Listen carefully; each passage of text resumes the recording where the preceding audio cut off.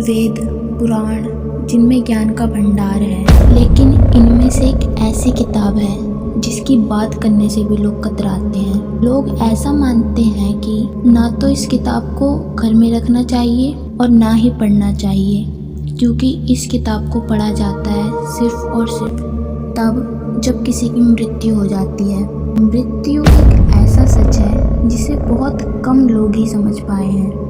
जीवन में अच्छे कर्म करने वाले को स्वर्ग लोग और पाप से भरे जीवन जीने वाले को नर्क की ओर चले जाते हैं। लेकिन क्या ये सच में ऐसा होता है? क्या आपने कभी सोचा है कि मृत्यु के बाद एग्जैक्टली क्या होता है?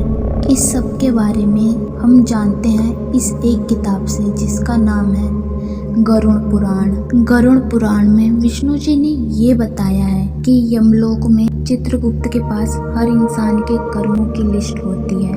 उसने कितने पुण्य किए हैं और कितने पाप किए हैं, ये सब डिटेल में लिखा होता है। चित्रगुप्त की सभा में हर मनुष्य के पाप और पुण्य को डिस्कस किया जाता है और उस हिसाब से उसको क्या सज़ा देनी है ये डिसाइड होता है।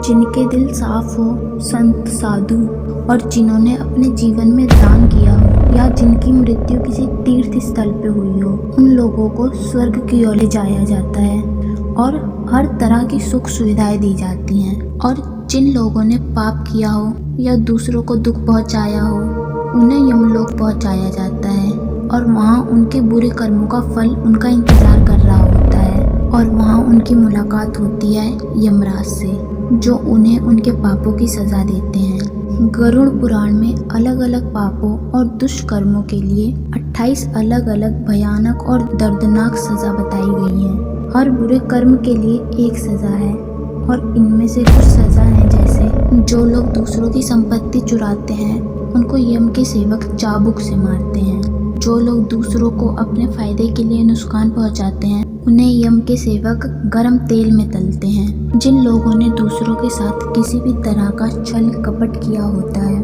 उन्हें सांपों से डसवाया जाता है। जो लोग जानवरों का शिकार करके उन्हें खाते हैं उनके यमलोक में टुकड़े टुकड़े किए जाते हैं। कुछ समय बाद ये टुकड़े जुड़ जाते हैं और इसको दोबारा रिपीट किया जाता है और ये प्रोसेस कई हजार वर्षों तक चलता है। इन सारी सजाओं के पीछे का कारण होता है कर्मों की सफाई करना, इंसान को उसके पिछले कर्मों से मुक्त करना और इस आत्मा को शुद्ध करना। जिस इंसान ने जितने पाप किए हैं उसे उतनी सज़ा मिलती है और जिसने जितने पुण्य किए हैं उसे उतना सुख।